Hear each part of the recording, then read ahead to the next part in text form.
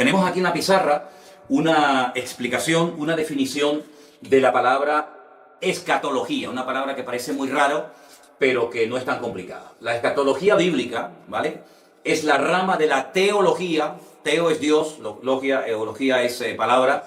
Es la rama de la teología que trata de los acontecimientos finales. Escatos significa último, logos, palabra o estudio. Entonces es el estudio de las palabras que tienen que ver con los últimos tiempos. Yo sé que no es una palabra que se suele utilizar habitualmente en nuestro vocabulario de cada día, pero para que ustedes sepan que cuando hablamos de escatología no estamos hablando de nada raro, sino es la rama de la teología que estudia los acontecimientos finales. Hay parte de la teología que estudia la figura de Dios, hay parte de la teología que estudia la angelología, todo lo que tiene que ver con el mundo de los ángeles, los demonios y todo eso. Hay parte de la teología que tiene que ver con la salvación, etcétera, etcétera. Pero la parte de la teología que estudia los acontecimientos finales se llama escatología. En este caso, escatología bíblica. ¿De acuerdo? Entonces, es muy, muy importante que nos demos cuenta de un principio que funciona a la perfección. Y es que la Biblia se interpreta a sí misma. Esa es una regla de oro que hay que tener siempre presente. Lo que usted a lo mejor está leyendo en Daniel y no entiende, te vas a lo mejor al Apocalipsis y lo entiende, o viceversa. Vamos a hacer una prueba antes de entrar ya en materia, aplicar un par de capítulos muy fundamentales y necesarios de entender para poder entender el resto del tema de la escatología, para que ustedes se den cuenta lo importante que es entender otras cosas del libro de Daniel para poder interpretar adecuadamente el libro del Apocalipsis. Vamos a hacer un ejemplo. Vamos a ir, por ejemplo, al capítulo 13 del libro del Apocalipsis. El último libro de la Biblia, concretamente en el capítulo 13, los primeros versículos, vamos a leerlos para los hermanos que nos están escuchando. Apocalipsis 13, del 1 al 2. Y se van a dar cuenta que si ustedes no tienen una base bíblica para poder interpretar estos textos, ustedes no van a entender absolutamente nada. Que es lo que le suele pasar a mucha gente, que cuando se quieren meter a estudiar escatología bíblica, como no tienen una base, el libro de Apocalipsis les aburre y entonces lo dejan para más adelante porque no entienden nada. Apocalipsis 13:1 dice: me paré sobre la arena del mar y vi subir del mar una bestia. Fíjense el dato que nos da aquí. Tenía 7 cabezas y 10 cuernos. Y en sus cuernos 10 diademas, y sobre sus cabezas un nombre blasfemo. La bestia que vi era semejante a un leopardo, sus pies como de oso, y su boca como boca de león. Y concluye el versículo 2 diciendo que el dragón le dio 3 cosas. Le dio poder, le dio su trono y le dio grande autoridad. Ahora, está bien claro que este animal no existe. No hay ningún animal que se parezca a un leopardo, pero que cuando observa sus pies es como un oso y cuando habla es como un león. Entonces uno dice, esto no se puede interpretar literalmente. Detrás de esto hay un lenguaje simbólico. Cada animal, cada cosa que aquí nos proporciona el texto tiene que significar algo, y como no sé lo que es ese algo, no entiendo el pasaje. Entonces lo que la gente hace es que lo descarta y lo deja para más adelante. Entonces, lo primero que vamos a estudiar esta tarde es la figura o la imagen del rey Nabucodonosor. Y nos vamos al capítulo 2 del libro de Daniel. Leí estos versículos de Apocalipsis 13 para que os deis cuenta que si ustedes no entienden el pasado, no pueden entender el futuro. Entonces, en Daniel capítulo 2 es un capítulo extraordinario porque nos habla acerca de un sueño que el rey de Babilonia, en este caso Nabucodonosor, tuvo, y entonces él dice que él quería saber su interpretación. Pero cuando él se reúne con todos los magos, sátrapas y adivinos de su corte, él les dice algo. Quiero que ustedes me interpreten el sueño que he tenido, quiero saber lo que significa. Pero lo primero que quiero es que me digan qué fue lo que soñé.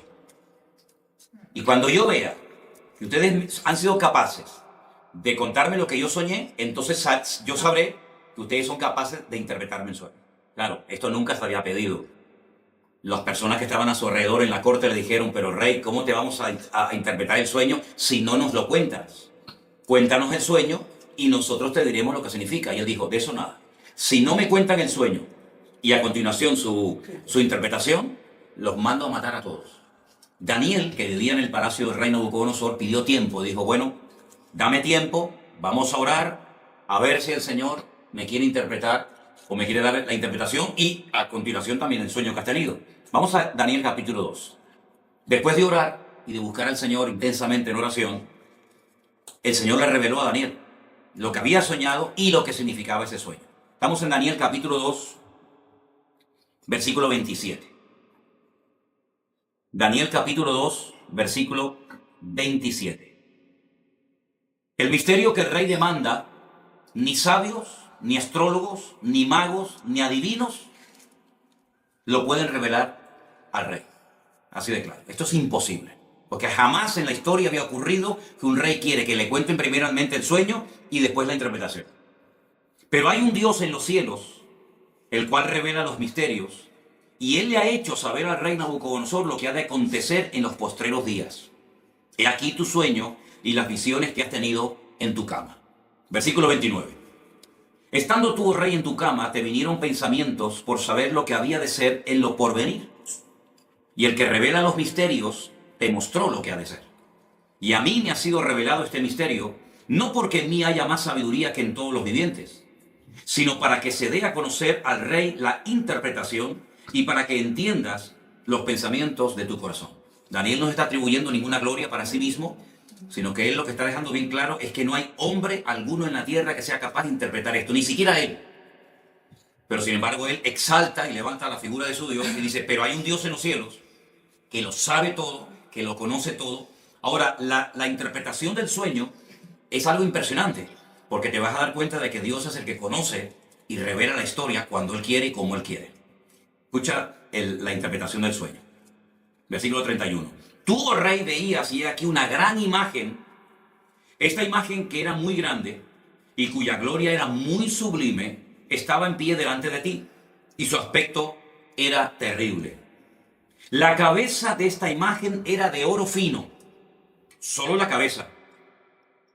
Su pecho y sus brazos de plata, su vientre y sus muslos de bronce, sus piernas de hierro, sus pies en parte de hierro y en parte de barro cocido. Estabas mirando hasta que una piedra fue cortada no con mano e hirió a la imagen en sus pies de hierro y de barro cocido y los desmenuzó. Entonces fueron desmenuzados también el hierro, el barro cocido, el bronce, la plata y el oro, y fueron como tamo de las eras de verano. Y se los llevó el viento sin que de ellos quedara rastro alguno. Mas la piedra que hirió a la imagen fue hecha un gran monte que llenó toda la tierra. Este es el sueño. También la interpretación de él diremos en presencia del rey. Versículo 37. Tú, oh rey, eres rey de reyes, porque el Dios del cielo te ha dado reino, poder, fuerza y majestad. Y donde quiera que habitan hijos de hombres, bestias del campo y aves del cielo, Él lo ha entregado en tu mano, y Él te ha dado el dominio sobre todo. Tú eres aquella cabeza de oro. Ya está revelando la interpretación del sueño. Después de ti, se levantará otro reino inferior al tuyo, y luego un tercer reino de bronce, el cual dominará sobre toda la tierra.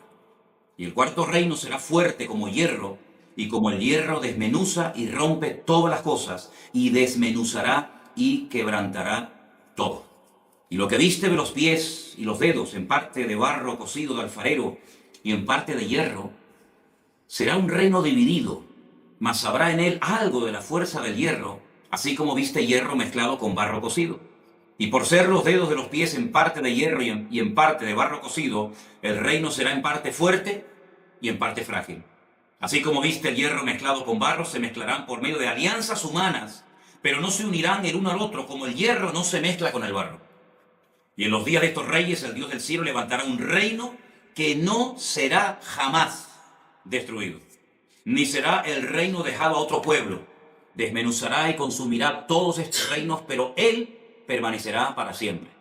Y de la manera que viste que del monte fue cortada una piedra, no con mano, la cual desmenuzó el hierro, el bronce, el barro, la plata y el oro, el gran Dios ha mostrado al rey lo que ha de acontecer en lo porvenir, y el sueño es verdadero y fiel su interpretación. Claro, ante semejante revelación, este rey soberbio, que era el que gobernaba la tierra en aquel momento, dice que se postró sobre su rostro, se humilló ante Daniel y mandó que le ofrecieran presentes e inciensos. Es decir, vamos a ver, es que lo que Nabucodonosor está viendo es espectacular, porque si tú has sido capaz, por el poder de tu Dios, de recibir la revelación del sueño que yo he tenido, yo no tengo ninguna duda de que lo que tú me has interpretado es verdad. Es decir, la credibilidad que tú tienes a la hora de interpretarme el sueño te la da el hecho de que primero me has contado el sueño. Y esto es algo realmente descomunal. Ahora, tenemos aquí, lo íbamos a poner en la pantalla, pero nos falló a última hora el proyector. Tenemos aquí una imagen muy interesante de lo que soñó el rey Nabucodonosor. Ustedes pueden comprobar aquí la imagen, que está compuesta por 4 materiales diferentes. Tenemos la cabeza de oro, el pecho y los brazos de plata, el vientre y los muslos de bronce, fíjense que va de mayor categoría a inferior, y las piernas de hierro y los pies mezclados hierro y barro. Aquí, a este lado, tienen ustedes el nombre del imperio que representa o simboliza cada uno de estos materiales. El oro, recuerden esto, representa al imperio babilónico, que duró desde el 607 hasta el 539 antes de Cristo. Ese reino lo conoció Daniel, porque era el reino en el cual él vivía en aquel tiempo. Este fue el reino que atacó Jerusalén, que destruyó el templo, que se llevó cautivos a miles y a miles de personas, uno de ellos Daniel, ¿verdad? Y ese fue el reino que estaba en ese momento gobernando el mundo. Pero la profecía o la interpretación del sueño profético decía que cuando este reino cayera, porque no era un rey eterno, se levantaría otro reino. Y fíjense que como tiene 2 brazos, nos habla acerca de 2 naciones diferentes. Los medos persas. Y este reino fue desde el 539 hasta 531 después de Cristo. Los medos persas. Los persas hoy en día siguen existiendo bajo el nombre de Irán. Los iraníes son persas. Y los medos no tienen tierra y serían hoy en día los famosos kurdos. Los kurdos, los que están siempre tratando de reclamar un trocito de tierra para ellos. Y esto, cuando tú miras atrás, claro, para Daniel esto era profético, esto no se había dado. Esto era, bueno, vamos a ver si esto es verdad. Pero tú sabes perfectamente que cuando miras atrás, no solamente porque la Biblia lo dice, sino porque la historia secular lo corrobora, efectivamente. Todo el mundo sabe que después de la caída del imperio babilónico, se levantaron y gobernaron muchas naciones de la tierra durante mucho tiempo, los medos persas. Pero ese imperio, que también lo conoció Daniel, pues cayó y se levantó un tercer imperio que lógicamente ya Daniel no pudo conocer, porque si no, este hombre ¿cuántos años va a tener? ¿Ven? Este imperio, que era el imperio de los griegos, del cual habla mucho la Biblia en el libro de Daniel, iría desde el 331 hasta el 168 antes de Cristo. Y está representado por el vientre y los muslos de bronce, ¿vale? Y el rey más famoso de este imperio, sin lugar a dudas, fue Alejandro Magno, del cual indirectamente también habla la Biblia, y lo vais a ver en otras profecías y en otros capítulos del libro de Daniel. Pero el imperio... Perdón, ¿de sí. bronce o de cobre? ¿Perdón? ¿De bronce o de cobre? De bronce. Ahí pone cobre. Esto no es cobre. ¿Dónde está? Aquí, ¿eh? Sí, bueno, pero bronce. Es bronce. Bronce. ¿Ok? Ese imperio, aunque fue un imperio muy importante que ejerció una influencia tremenda, prueba de ello que el Nuevo Testamento se escribió en el idioma de esta gente, en el idioma de los griegos, ¿vale? Ese imperio cayó. Y hay cosas muy interesantes que contar acerca de ese imperio. Y se levantó un cuarto imperio que está representado por las piernas de hierro, y fue un imperio que casi duró 1000 años. Ten en cuenta que de todos los miembros del cuerpo humano, el miembro más largo son las piernas. Y por eso las piernas representan al imperio romano. Pero hay 2 piernas, y así como había 2 brazos que representan a los medos y a los persas, también había 2 partes del imperio romano muy importantes, Oriente y Occidente, ¿vale? La capital del imperio romano en Oriente, ¿cuál era? Constantinopla. Y la capital del imperio romano en Occidente era Roma, ¿vale? Este fue el imperio del Nuevo Testamento. Este es el imperio que conoció Cristo, que empezó en el 476 hasta el 900 y pico, después de Cristo. De todos los 4 imperios que aquí se menciona en la Biblia, que iban a aparecer a lo largo de la historia de la humanidad, el único que encontramos en el Nuevo Testamento es el imperio de los romanos. Estos 3 ya habían desaparecido en la época de Cristo. El babilónico, el medo-persa y el griego ya no existían, aunque lógicamente dejaron mucho de su influencia. Y bueno, todavía se pueden ver vestigios y ruinas y monumentos de estos imperios, pero que desaparecieron antes de Cristo. El Antiguo Testamento, la Tanaj, como se llama en hebreo, nos relata la historia del imperio babilónico, nos relata la historia del imperio medo-persa, pero no dice absolutamente nada del tercer imperio, que es el imperio de los griegos. No tenemos información en nuestras Biblias sobre el imperio griego. Pero en el Concilio de Trento, siglo XVI, ¿vale? Concilio de Trento, siglo XVI, la Iglesia Católica, a través del Papa de turno, decidió por su cuenta y libre albedrío, meterle 7 libros más al Antiguo Testamento. Y uno de esos libros, yo les recomiendo que lo lean. Se llama Primera de Macabeos y Segunda de Macabeos. Por eso si alguien te dice, oye, ¿por qué la Biblia de ustedes tiene 66 libros y la de los católicos tiene 72? Es que ustedes le han quitado libros. No, es al revés. No es que nosotros le hayamos quitado libros, es que ustedes le han metido libros. Ustedes le han metido 7 libros más en el Concilio de Trento, siglo XVI. Esos libros, por ejemplo, se llaman Sabiduría, Judith, Tobías, Primera y Segunda de Macabeos.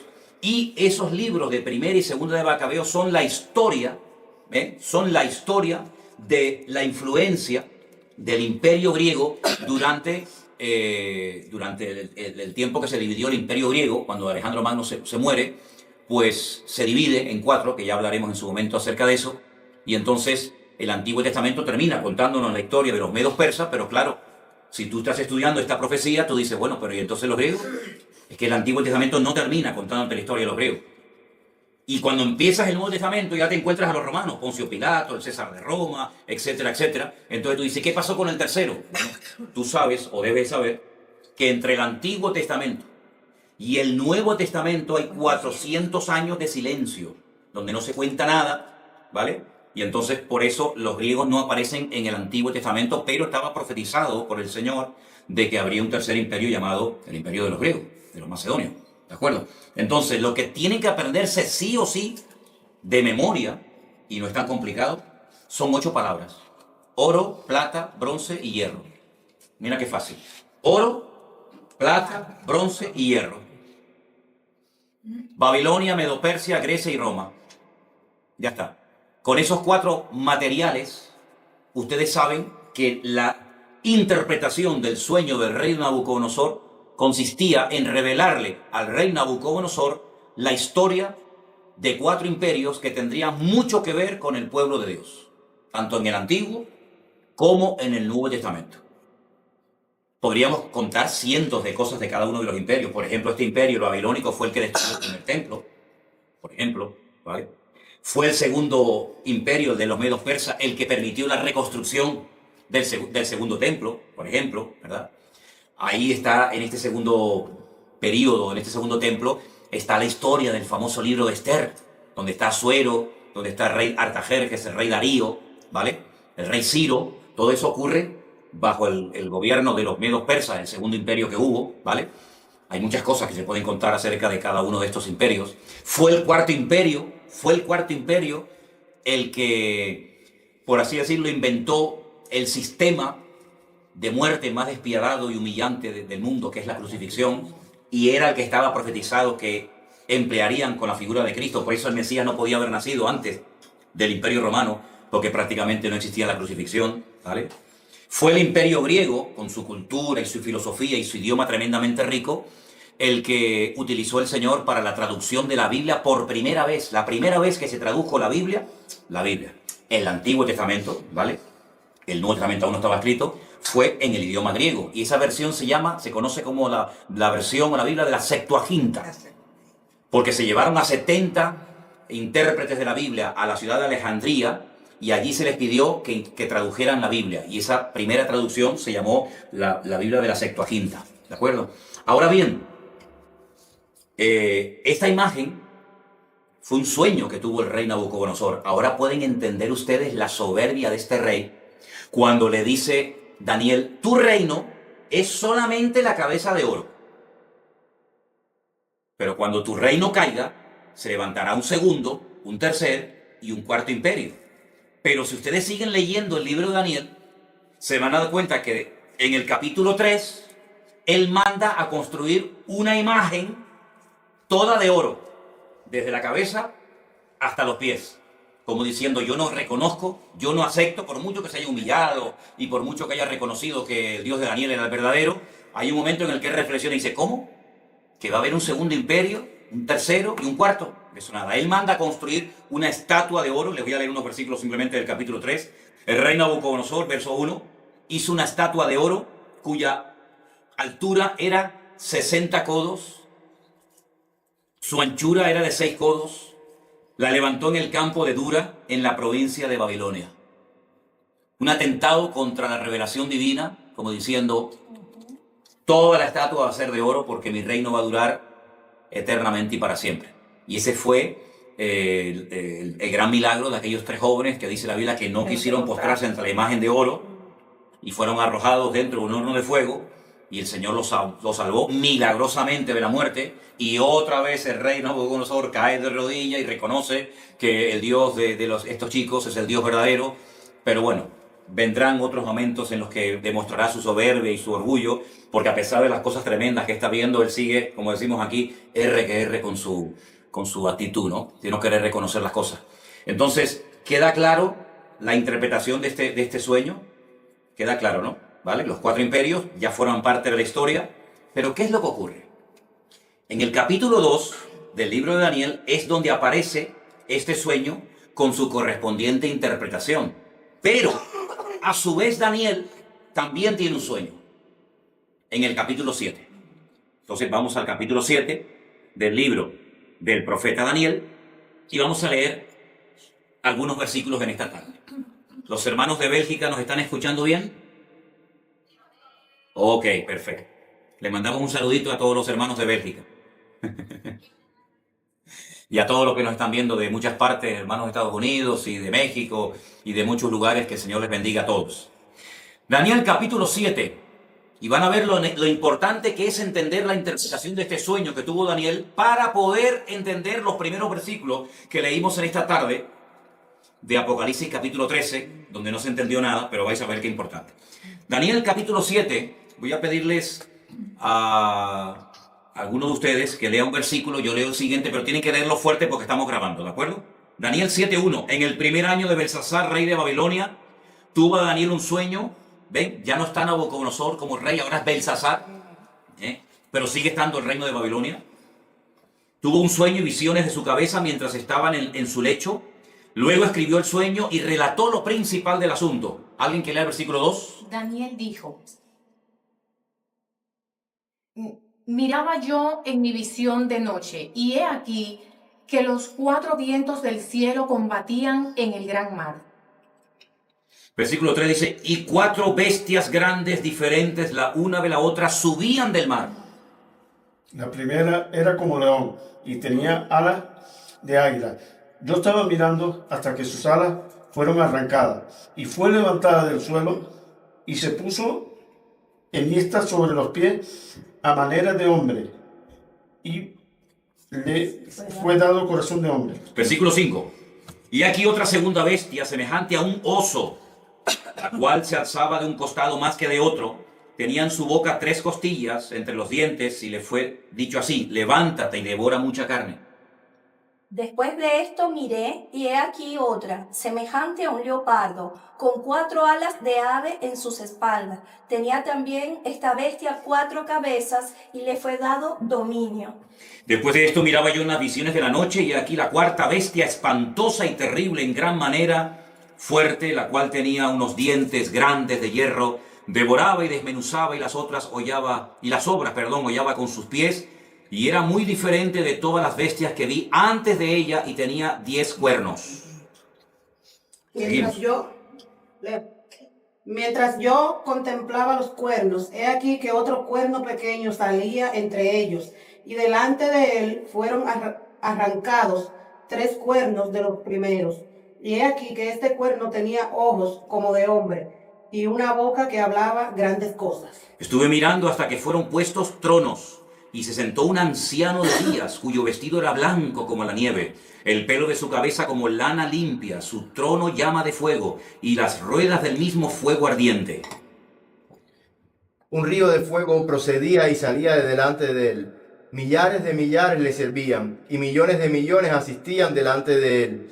El juez se sentó, y los libros fueron abiertos. Yo entonces miraba a causa del sonido de las grandes palabras que hablaba el cuerno, miraba hasta que mataron a la bestia, y su cuerpo fue destrozado y entregado para ser quemado en el fuego. Había también quitado a las otras bestias su dominio, pero les había sido prolongada la vida hasta cierto tiempo. Estamos en el versículo 13. Ahora el 13. Miraba yo en la visión de la noche, y aquí con las nubes del cielo venía uno como hijo de hombre, que vino hasta el anciano de días y le hicieron acercarse delante de él. Y le fue dado dominio, gloria y reino, para que todos los pueblos, naciones y lenguas lo sirvieran. Su dominio es dominio eterno, que nunca pasará, y su reino es uno que nunca será destruido. Se me turbó el espíritu a mí, Daniel, en medio de mi cuerpo, y las visiones de mi cabeza me asombraron.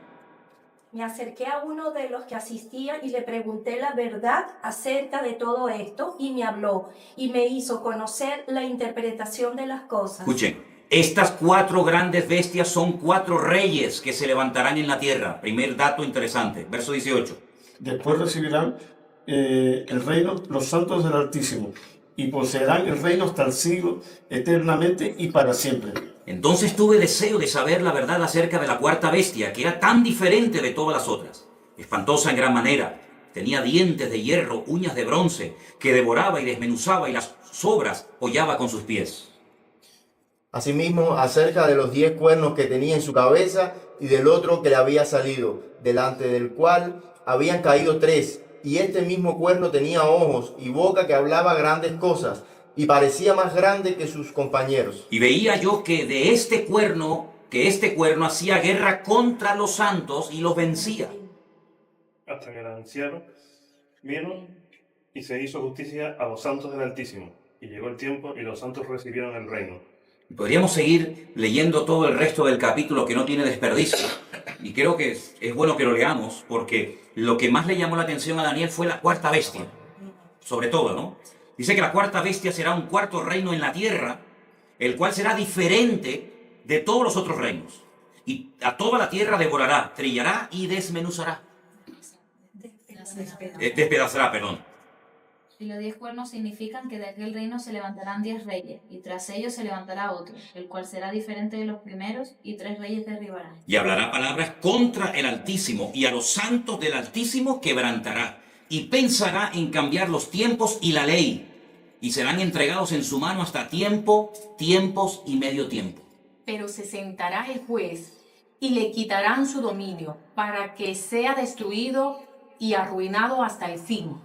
Y que el reino y el dominio y la majestad de los reinos debajo de todo el cielo sea dado al pueblo de los santos del Altísimo, cuyo reino es reino eterno, y todos los dominios le servirán y le obedecerán. Aquí fue el fin de sus palabras. En cuanto a mí, Daniel, mis pensamientos me turbaron y mi rostro se demudó, pero guardé el asunto en mi corazón. Tremendo las visiones y los sueños que esta gente tenía, ¿verdad? Ya el primer sueño del rey Nabucodonosor quedó interpretado. Ahora vamos a interpretar, vamos a decir qué es lo que significan estas 4 bestias que ustedes tienen aquí en la imagen. No sé si se verán bien, porque depende de donde estén sentados, se ve mejor o peor. Primer animal que vio Daniel, un león con alas. Un león con alas. Segundo animal que ve, un oso con 3 costillas en la boca, y dice que está apoyado sobre una pierna más que de otro. Luego, ahí hay una falta de estabilidad tremenda. Tercer animal que ve, un leopardo con 4 cabezas. Y la cuarta bestia que ve, una cabeza, 10 cuernos, terrible, espantosa, destructiva, sin piedad, sin misericordia. Y fue algo que le espantó tanto a Daniel, que él más que nada quería saber qué significaba, qué representaba la cuarta bestia. Ahora, la interpretación de qué representan estos animales es exactamente la misma que la interpretación del capítulo 2 de Daniel. La cabeza de oro representa o representaba a Babilonia, ¿sí o no? Sí. Al lado de la cabeza pongan el león con alas, representa también a Babilonia. Es lo mismo. Lo que pasa que Daniel, como siervo de Dios, ve la ferocidad de los reinos, mientras que, digamos que Nabucodonosor, como rey, lo que ve es la grandeza de los reinos, el oro, la plata, etcétera, etcétera, ¿no? Lo rápido que atacaba ese imperio está representado por las alas del león, ¿verdad? El leopardo, perdón, el oso representa a los medos persas, exactamente igual. Uno de los dos era más fuerte que el otro. Los persas eran más fuertes que los medos. Y por eso está apoyado sobre una pata más que de otra. Las 3 costillas que lleva en la boca representan 3 naciones, que le voy a decir qué naciones representa. Tengo aquí otra Biblia. Apunten que esas 3 costillas en la boca representan a Babilonia, Lidia y Egipto. Babilonia, Lidia y Egipto. Libia. Lidia. Ah, Libia. Lidia. Hay un lugar que se llama Lidia, no Lidia. Y Egipto. Y Egipto. Perdón, no es Libia. No, Lidia. Ah, Libia. Oh, el nombre de- Lidia. Lidia, con D. Con D. Con D. Babilonia, Ok. Lidia, Y perdón. Egipto. Y Egipto. Lidia. Ok. El leopardo de 4 cabezas representa al imperio de los griegos.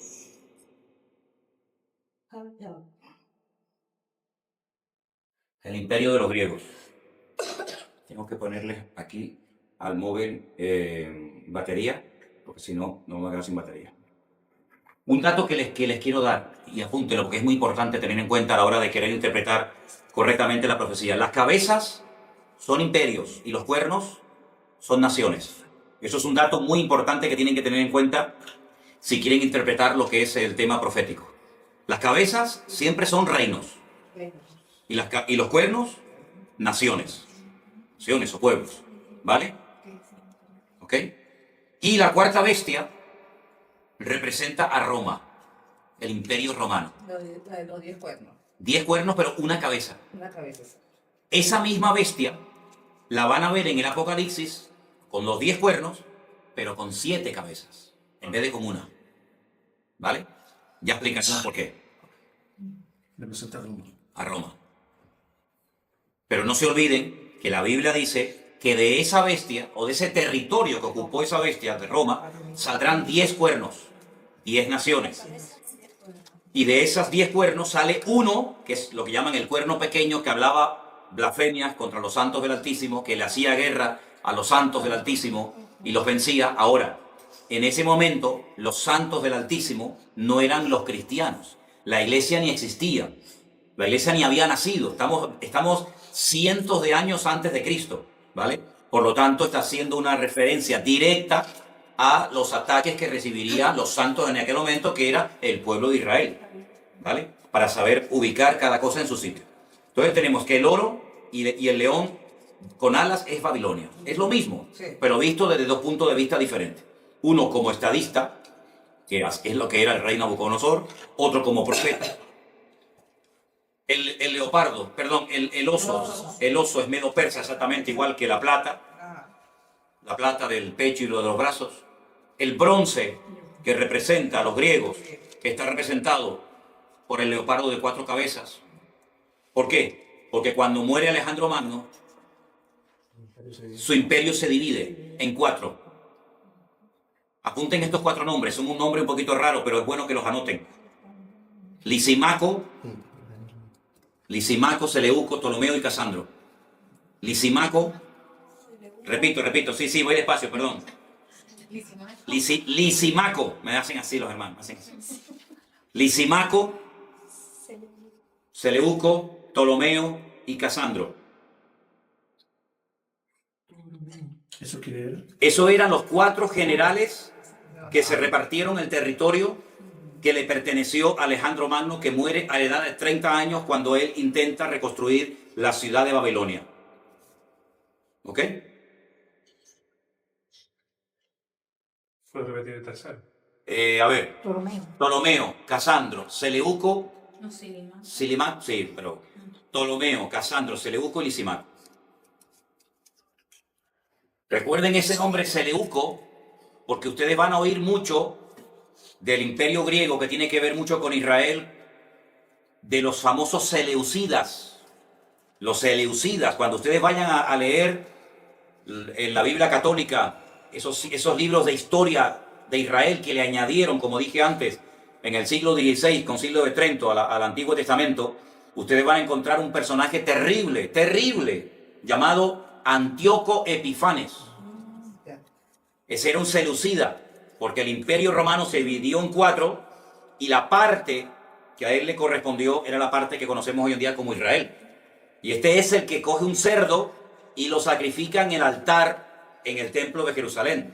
Porque podríamos hablar mucho, largo y tendido, acerca de las estrategias de estos 4 imperios. Por ejemplo, el primero destruyó el templo. Él no quería que hubiera ningún templo más que el de ellos. Pero el segundo imperio manda a construir el templo. El tercer imperio no lo destruye, pero lo profana. Y el cuarto imperio lo vuelve a destruir. Entonces son las distintas estrategias de Satanás a lo largo de la historia, de cómo él ataca al pueblo de Dios. Uno lo destruye, a otro intenta que se asimilen a la cultura de los griegos. De hecho, el templo en la época de los griegos se había convertido en una especie de gimnasio, donde tenían sus ídolos y sus estatuas, ¿se dan cuenta? Entonces todo esto es muy interesante que lo sepa. Y la cuarta bestia es nada más y nada menos que Roma, ¿sí? Vamos a ponerles aquí, los hermanos, para que sigan viendo el estudio, ¿ok? De acuerdo. Les voy a poner aquí una imagen.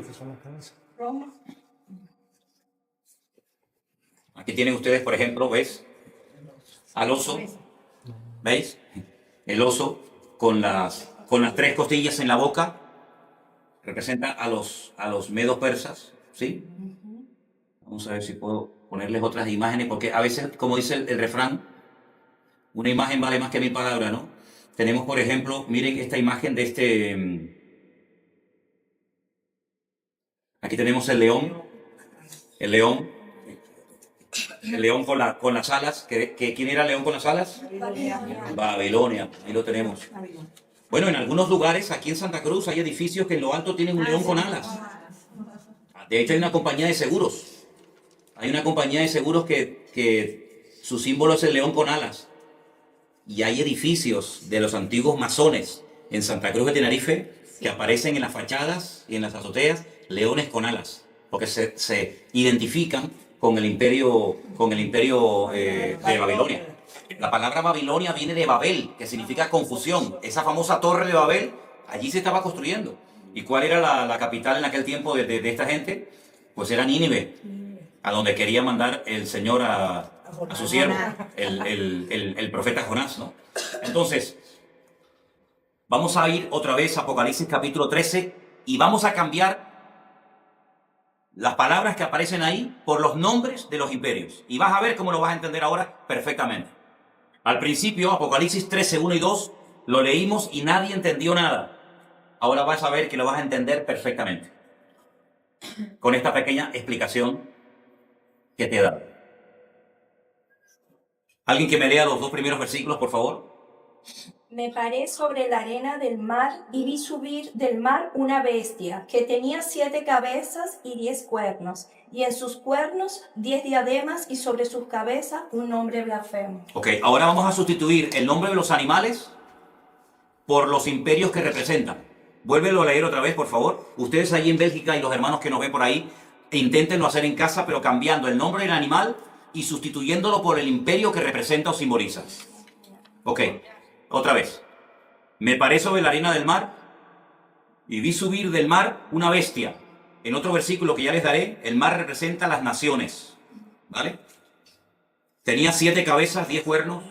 En sus cuernos 10 diademas, sobre sus cabezas un nombre blasfemo. Y la bestia que vi era semejante a...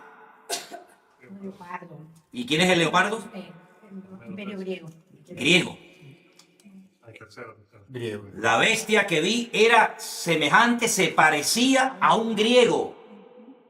Sus pies, es decir, la forma como se movía, la forma como actuaba, era como de un persa, de un medo persa. Y la forma como hablaba o se comunicaba o se expresaba como un babilónico. Entonces hay una mezcla, porque ven que el león es Babilonia, el leopardo es Grecia, El oso son los medos persas y la bestia es Roma. Pero ahora ya no es un animal el que representa un imperio, sino que ahora es una mezcla, lo que representa a esta última bestia, y esta bestia de la cual se está hablando aquí en Apocalipsis 13, es el anticristo. En Apocalipsis capítulo 13, ya lo estudiaremos en su momento, se habla de dos personajes. Una bestia, que es el anticristo, y otra bestia, que es el falso profeta. Otro personaje completamente diferente. Digamos que el anticristo va por la línea política, es el político de turno, el que gobierna, y el falso profeta es el que se encarga, digamos, de lo religioso, de lo espiritual, por decirlo de alguna manera. Entonces uno dice, bueno, si el anticristo, o la bestia, como se lo llama en el Apocalipsis, es semejante a un leopardo o a un griego, uno tiene que indagar y estudiar fuera de la Biblia cómo era el estilo de vida de la gente griega. Y uno dice, era gente que le daba una importancia tremenda al aspecto físico. Miren la cantidad, yo no sé, en otros países, pero alrededor de nuestra iglesia hay 7 gimnasios y todos llenos. Es decir, es un hombre que le va a dar una importancia tremenda a la imagen, al aspecto físico. Es interesante. Una persona que se va a cuidar, una persona que va a dar una imagen atractiva, una imagen llamativa, porque así eran los griegos, se cuidaban hasta decir basta. Pero cuidado porque eran bisexuales la mayoría de los griegos, les gustaba tanto las mujeres, como los hombres, como los niños, como los animales, como lo que apareciera. Estamos viviendo unos tiempos donde hoy en día hay mucha gente que dice, no, a mí me gustan las mujeres, me gustan los hombres, terrible. Eran hedonistas, es decir, el placer como meta, el placer como objetivo. Pasarlo bien, disfrutar de la vida, sean drogas, sea sexo, sea lo que sea, así eran los griegos. Eran gente culta. La cuna de toda la filosofía tiene su origen en Grecia. Eran gente culta, no eran estúpidos, no eran ignorantes, eran gente culta. Luego, sabían expresarse, sabían hablar. Lean los discursos ustedes de Platón, de Aristóteles, de Sócrates. Eso es alucinante, la riqueza, el vocabulario, ¿verdad? La demagogia que utilizaba aquella gente, la oratoria que tenían, todo eso lo va a tener este tipo, ¿verdad? Porque se va a parecer a un griego. Pero además dice que sus pies, su forma de actuar, era como de un oso. Y los osos son los persas. Claro. Oigan hablar ustedes a los persas. Te cautivan. Hablan así, muy suave. Calmado. No es como los árabes que hablan muy brusco, muy cerrado, muy bruto el idioma, ¿no? El persa es muy suave en su forma de hablar, muy tranquilo, te cautiva. ¿No han visto los gatitos persas, lo lindos que son? Son así los persas, son cautivadores, son seductores, te atrapan, su forma de ser es impresionante. Pero dice la Biblia que su boca es como la de un león, destructivos a más no poder. Entonces te das cuenta que es una mezcla de culturas, es una mezcla de pueblos, de influencias del pasado. Te das cuenta lo importante que es saber lo que significan los animales del Antiguo Testamento, claro. Porque si no, no te enteras a la hora de interpretar el Nuevo. Pero hay un dato muy importante. La última parte del versículo 2 dice que el dragón, y el dragón en la Biblia, ¿quién es? Satanás. Es uno de los muchos nombres que recibe Satanás en la Biblia. Dragón, Satanás, diablo, serpiente antigua, etc. El dragón o Satanás le dio poder, su trono, una sede de gobierno y grande autoridad. Sería interesante preguntarnos dónde está la sede de gobierno mundial, o por lo menos europea, de Satanás hoy en día. Porque cuando estudiemos las iglesias del Apocalipsis, ustedes van a ver que hay un mensaje a una iglesia y a esa iglesia le dice el Señor, yo sé dónde ustedes tienen su congregación. Ustedes tienen la iglesia, ustedes se congregan donde hoy por hoy Satanás tiene su trono. Pero Satanás no tiene hoy en día su trono allí. Entonces tú te vas a dar cuenta de que las naciones que se van a unir en los últimos tiempos para apoyar al anticristo son naciones que surgen del antiguo territorio del Imperio Romano. Y entonces uno tiene que estudiar la historia y preguntarse, ¿y los romanos qué parte del mundo conquistaron? ¿América? No. ¿Oceanía? Tampoco. Los romanos conquistaron toda Europa, todo el norte de África y Oriente Medio. Por eso ven dos piernas, porque una pierna representa un continente y la otra pierna representa la otra parte, África y Occidente. Qué curioso que el único continente del mundo que se ha unido militarmente, económicamente, políticamente, etcétera, etcétera, etcétera, ¿cuál ha sido? Europa. Europa hace años se enfrentó en una guerra donde murieron 65 millones de personas, donde franceses, alemanes, ingleses, austríacos, polacos, todos se odiaban. Sin embargo, hoy en día son amigos y se sientan todos a comer en la misma mesa. Hubo una primera guerra mundial donde murieron millones de personas. Es decir, el único continente donde se han llevado a cabo 2 guerras mundiales ha sido Europa. Y sin embargo, hoy en día se han unido y hay una sede de gobierno hoy por hoy en Europa, que está desde donde nos están viendo ahora mismo nuestros hermanos de Bélgica, allí en Bruselas, desde donde está la sede de gobierno europeo, y lo que se aprueba ahí afecta para bien o para mal al resto de Europa. De hecho, los españoles, los franceses, los alemanes, etcétera, tienen sus eurodiputados, sus representantes en ese lugar donde se dictan leyes de todo tipo.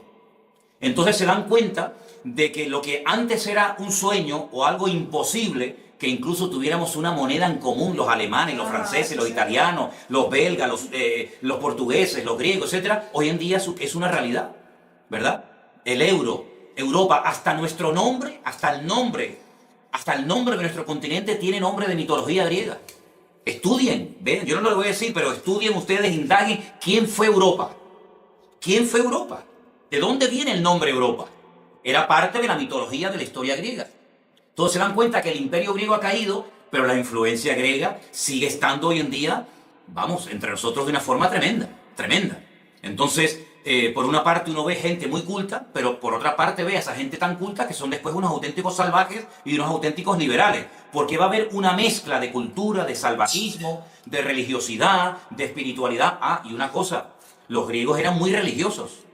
No se olviden ustedes que cuando el apóstol Pablo fue a Grecia, al Areópago, dice que caminó por la mañana y luego por la tarde lo invitaron a compartir la palabra y dijo, hermanos o amigos, veo que ustedes sois gente muy religiosa, porque tenéis dioses para todo. Incluso observé que tenéis un altar donde hay abajo, al pie del altar, una inscripción que dicen al Dios no conocido.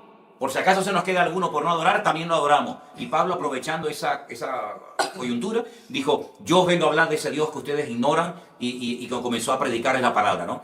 Entonces, vamos a estudiar en estas clases, paso a paso, cómo poder interpretar los capítulos del libro del Apocalipsis, pero antes de meternos a estudiar en profundidad los capítulos y los personajes, tenemos que tener las herramientas para interpretar. Ya sabemos interpretar los materiales. Si yo les digo la plata, los medos persas. El oro, Babilonia.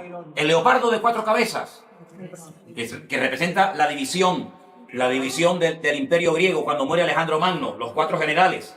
Ya sabemos quiénes son los griegos. La bestia con una cabeza y 10 cuernos, los romanos. El león con alas, los babilónicos. Bueno, ahora nos quedan los caballos que cambian de color en el libro de Apocalipsis, y también nos queda no solamente el tema de los caballos, sino también el lenguaje simbólico que se emplea cuando se habla de algunos imperios en particular, como por ejemplo el macho cabrío y el carnero. Eso lo vamos a ver la próxima semana, cómo hay una batalla entre el macho cabrío y el carnero, cómo se enfrentan el uno al otro, cómo hay un cuerno que le crece de una forma enorme, de una forma desproporcional. Todo eso lo vamos a ir viendo porque el libro del Apocalipsis está escrito en un lenguaje simbólico y hay que dominarlo. Pero luego una cosa que yo creo que es fundamental es, después, con toda esta información, saber poner cada pieza en su lugar. Es decir, todo el mundo ha oído hablar algo del anticristo, de la marca de la bestia, del falso profeta, de Armagedón, ¿vale? Ahora, con todas esas piezas, ¿dónde va cada una? ¿Qué es primero? ¿En los sellos, las copas, las trompetas, el caballo negro, el caballo blanco, el amarillo? ¿Qué va primero? ¿La marca de la bestia o el arrebatamiento de la iglesia? ¿Qué va segundo? ¿La gran tribulación? Todo eso hay que saber ponerlo en su sitio, y la próxima semana, Dios mediante, vamos a poner aquí en la pizarra, vamos a hacer por orden los acontecimientos. Vamos a dar algunos versículos, como mínimo 3 por cada acontecimiento, para que ustedes puedan demostrar, yo creo en esto, por esto, porque lo dice la Biblia.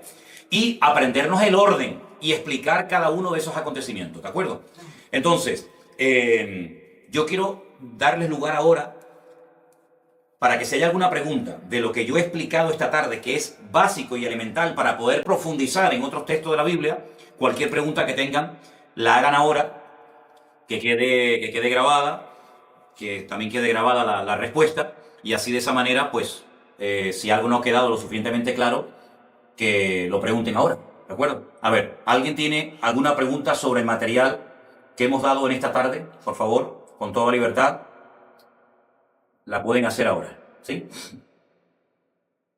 Pastor, los 4 generales que cuando Alejandro Magno que se separaron, ellos también, por supuesto, ellos formaron parte de lo que es ahorita Europa. Entonces, ¿cuáles fueron los sitios donde ellos se establecieron? Muy buena pregunta. Los 4 generales que se encargaron de administrar el territorio que había sido previamente conquistado por Alejandro Magno, se repartieron diferentes zonas. Unas zonas tocaba Europa. Yo lo voy a decir exactamente el próximo día, ¿sí? Otros tomaron territorios de África. Otros territorios tomaron, por ejemplo, lo que sería Palestina y Siria y Jordania. Entonces, eso es muy importante porque de uno de esos cuatro viene el anticristo. Y eso es muy importante porque nosotros tenemos que saber el anticristo, qué características como humano tiene. Yo sé que hay películas en Hollywood donde aparece Satanás teniendo relaciones sexuales con una mujer y nace el anticristo. Eso son películas. El anticristo tiene padre y tiene madre. El anticristo es un político de carne y hueso que se dará a conocer, que tendrá un poder tremendo, una influencia tremenda a nivel mundial, que tendrá apoyo militar, apoyo económico, apoyo político de muchas naciones y que va a llevar en un principio a muchas naciones, digamos, a la prosperidad, a la abundancia, etcétera, pero que al final quebrantará todos los pactos y acuerdos y convenios que previamente había firmado y establecido, incluido uno con el pueblo de Israel, ¿verdad? Les traicionará y entonces se volverá el peor gobernante de todos los tiempos, con matanzas y con guerras y con injusticias tremendas, ¿no? Pero es muy importante la pregunta que tú has hecho, porque tenemos que saber esos 4 generales qué territorio dominaban. Por eso dije antes los famosos seleucidas. Sí. Los seleucidas, la famosa guerra de los asmoneos, la famosa guerra de los macabeos. La palabra macab significa en hebreo martillo. Los macabeos eran los que golpeaban, los que intentaban golpear y destruir al imperio de los griegos, que por un tiempo lo consiguieron, cuando volvieron a consagrar el templo de Jerusalén. De ahí viene la famosa fiesta de Hanukkah y todo eso, que ya lo explicaremos en su momento. Pero la próxima semana te digo exactamente el territorio que ocuparon, ¿de acuerdo? ¿Alguna pregunta que ustedes quieren hacer o los que están viendo en directo quieren hacer alguna pregunta sobre la clase de hoy? Quiero que quede bien clara la interpretación, la explicación de Daniel 2 y Daniel 7. Por hoy, con eso, nos podemos dar por satisfechos y ya la próxima semana, si Dios quiere, estudiaremos las otras partes. Ahora, finalmente quiero mostrarles esta imagen, que ya es una mezcla de los diferentes imperios que ustedes ya conocen. Aquí está la bestia con los 10 cuernos. Ven que tiene algo del oso, ven que tiene algo del leopardo, ven que tiene algo del león. Es una forma simbólica de describir la naturaleza y la esencia de este personaje siniestro llamado el anticristo. ¿Vale? A través de figuras de animales te dice cómo es esta persona. ¿Vale? Dime. Sí, eso es el anticristo. Esto es simplemente una imagen, una representación de cómo va a ser. El anticristo es un ser humano. Con nombre, apellido, con pasaporte, con huellas digitales, con padre, con madre, todo. Lo que pasa, ¿cómo describir a ese personaje? ¿Cómo podemos describir su forma de actuar, su forma de pensar, su forma de reaccionar? Bueno, pues a través de aquellos animales que en el Antiguo Testamento representaban imperios que existieron, y entonces se hace una especie de mezcla de esos animales para describir cómo es su naturaleza como persona. ¿Sí? ¿Quedó claro? ¿Sí? ¿Ok? ¿Alguna pregunta más? La otra bestia y el dragón iban por separado, pero tendrán, claro, estarán interconexionados con... Totalmente. Con la misma... Sí. La primera bestia del Apocalipsis 13, que surge del mar, dice en el versículo 1, vi subir del mar una bestia, y la describe. La otra, la del versículo 11, dice, después vi otra bestia que subía de la tierra, y tenía cuernos semejantes a los de un cordero, pero hablaba como un dragón. Son dos bestias diferentes, pero están, vamos, totalmente unidas, vinculadas, se apoyan mutuamente, porque dice que esta bestia, el falso profeta, como se le llama, hace que adoren y que sigan a la primera bestia, pero lo curioso es que después la primera bestia destruye a la segunda bestia. Primero se apoyan y luego se matan entre ellos, que es lo que muchas veces hemos visto. Los cananeos, aquellas 7 naciones de Canaán, eran los filisteos, los amorreos, en fin, todas las naciones se odiaban, se mataban entre ellos, pero cuando tenían un enemigo en común, se unían para hacer fuerza, para pelear contra Israel, pero luego después entre ellos se mataban, entre ellos se odiaban, ¿no? Como por ejemplo pasa hoy en día en el mundo árabe, que se odian entre ellos, se matan entre ellos, pero luego cuando tienen que pelear con un enemigo más poderoso que ellos, se unen, pero es como el barro con el hierro, que dice que así como no pega, se quieren unir naciones que tienen un enemigo en común, pero en el fondo no dejan de odiarse, ¿no? Y de matarse el uno al otro, ¿no? Tremendo. ¿Vale? Y por ejemplo, sí. En este caso, ahora se va a firmar el 14 de mayo, que se cumple justamente el tiempo de independencia de creación de Israel, ese movimiento ecuménico que se está haciendo con que se quiere firmar ahora en mayo con el Papa, el Vaticano. ¿No sería simbólicamente la representación así de este falso profeta? Bueno, vamos a ver en la Biblia qué nos dice la Biblia acerca del falso profeta. La Biblia nos habla muchísimo, nos da datos muy interesantes, porque claro, vamos a ver, uno dice, bueno, el anticristo, vale, tiene que venir. Pero bueno, ¿cómo reconocemos a este señor? Si ya está, si no está, ¿de dónde tiene que venir? ¿Cómo es? ¿Cómo no es? La Biblia te da un montón de información, porque si no, ¿para qué me dice que va a venir el anticristo si no me dice cómo va a ser y cómo tengo que reaccionar? El falso profeta. Sí, va a venir un falso profeta y tal, que parece un cordero a priori, pero que luego cuando habla es un demonio. Pero ¿cómo puedo reconocerlo? La Biblia nos da unos datos hasta de cómo se visten, hasta de cómo se van a vestir, cómo van a actuar. Entonces, claro, con todos esos datos, tú los analizas y comienzas a descartar. Bueno, estas características las cumple, por ejemplo, este sector o esta religión, ¿sí o no? No, todo esto no puede ser. ¿Y estas características pegan con esta religión? Pues no. ¿Y estas características que me dice aquí la Biblia pegan con esta? Dice, ostras, pues sí, pega muchísimo. Porque además te dice hasta dónde va a tener su sede de gobierno. Exacto. Desde dónde van a gobernar. Entonces, claro, ante estos datos, uno que vamos a suponer que uno es imparcial, ¿no? Y uno dice, bueno, yo quiero saber, ¿esta gente quiénes son? Pues tengo que coger a los budistas, tengo que coger a los musulmanes, tengo que coger a los hinduistas, tengo que coger a los católicos, tengo que coger a todo el mundo, y por descarte tengo que ir seleccionando y diciendo, bueno, pues las características que me proporciona la Biblia pegan más con esta gente que con aquellos. Entonces todo eso lo vamos a ver porque la Biblia, y sobre todo el Apocalipsis, se escribió para darnos información, no para confundir. Darnos información en un lenguaje simbólico, pero que cuando tenemos las herramientas, como ustedes ya hoy pueden interpretar el Apocalipsis capítulo 13 muchísimo mejor que hace una hora. ¿Por qué? Porque ya sabes lo que representan los animales. Hace una hora no tenías a lo mejor ni idea. Pues cada semana tú vas a tener un montón de datos. Es como una plantilla, ¿no? Yo la pongo encima del texto y digo, el dragón significa esto, la bestia significa lo otro. Y te vas a dar cuenta de que vas a disfrutar porque ahora sí que lo entiendo. Ahora sí que lo entiendo. ¿Y el anticristo y falso profeta que será? ¿Musulmán? No se sabe si es de religión, europeo. Vamos a verlo. Sí, la Biblia lo dice. Como también dice que una de las señales será que se unirán 4 potencias y una de ellas desaparecerá, será convertida a polvo. Yo no puedo traerlo más claro, pues. Bueno, de lo que hemos leído esta tarde, habla de 4 imperios que se levantarían, que finalmente serían destruidos y al final se levantaría un imperio eterno. Y claro, uno se pregunta, ¿y el imperio eterno cuál es? ¿Es que no va a ser destruido nunca? Años diciendo, Señor, una de las señales va a ser que cuando se empiezan a unir 4 potencias, esas potencias, ¿cuál será? No, más de 4 se van a unir, porque todavía no hemos entrado. Claro, es que ustedes quieren saber todo de golpe. Pero cuando vayamos, por ejemplo, al libro del profeta Ezequiel, el profeta Ezequiel te habla de God, Magog, Mesed y Tubal. Porque estamos hablando de bestias, estamos hablando de animales. No, pero ahora vamos a entrar a naciones. Y bueno, ¿quién es God? ¿Dónde está God hoy en día? ¿Dónde está Mesed? ¿Dónde está Tubal? Entonces uno tiene que decir, bueno, esas naciones antaño tenían un nombre, pero hoy en día siguen siendo las mismas con otros nombres. Hay naciones que se siguen llamando hoy en día exactamente igual que como se llamaban en la Biblia. Por ejemplo, Siria. Chifre. Siria siempre se ha llamado Siria, siempre. Egipto. Egipto siempre se ha llamado Egipto. Pero hay naciones que existen hoy en día con otro nombre, pero que uno tiene que conocer cómo se llamaban en la Biblia esas naciones para saber decir, ah, mira quiénes son. Mira quiénes son. Los famosos ismaelitas. Hoy en día nadie se llama ismaelitas, pero son 10 naciones. El Señor le dijo a Abraham, 10 naciones saldrán de tu hijo Isaac. Perdón, de tu hijo Ismael. ¿Y quiénes son los árabes? Porque después hay un lío con esto. Uno dice, bueno, los árabes, ¿quiénes son los árabes? Que hay mucha gente que no sabe quiénes son los árabes.